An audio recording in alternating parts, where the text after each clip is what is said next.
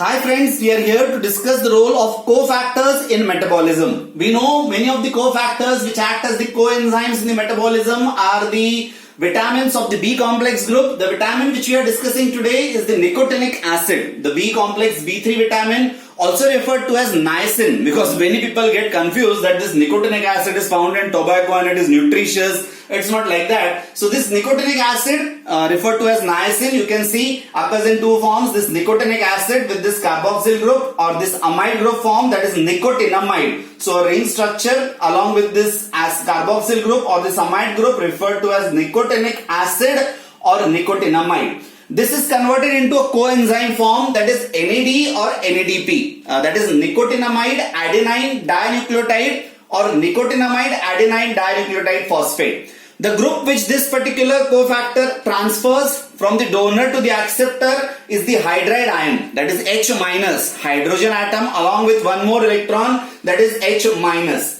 The example which we will study today is that of malate dehydrogenase, which converts this particular malate into oxaloacetate, the reaction in the citric acid cycle. So here if you look at the structure of this NAD, the coenzyme form, you can see that you have this nicotinamide bound to this ribose, which is bound to 2-phosphate, which is bound to the ribose and again to the adenine. To avoid complication, I have avoided these structures. So this forms a bigger structure of this NAD as such. So here you can see that this nitrogen has a positive charge here. This hydride ion, actually the extra electron which it has, it goes to this electron sink, and the hydrogen, it gets attached to this fourth carbon atom.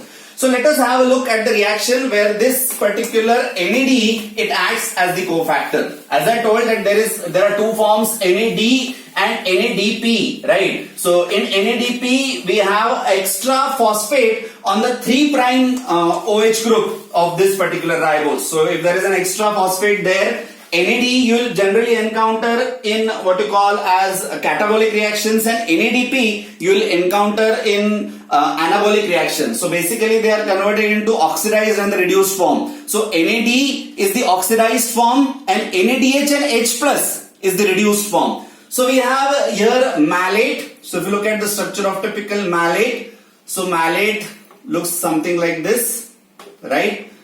This malate is acted upon by malate dehydrogenase. So remember the enzyme malate dehydrogenase. This malate dehydrogenase, here we have our coenzyme, that is NAD plus.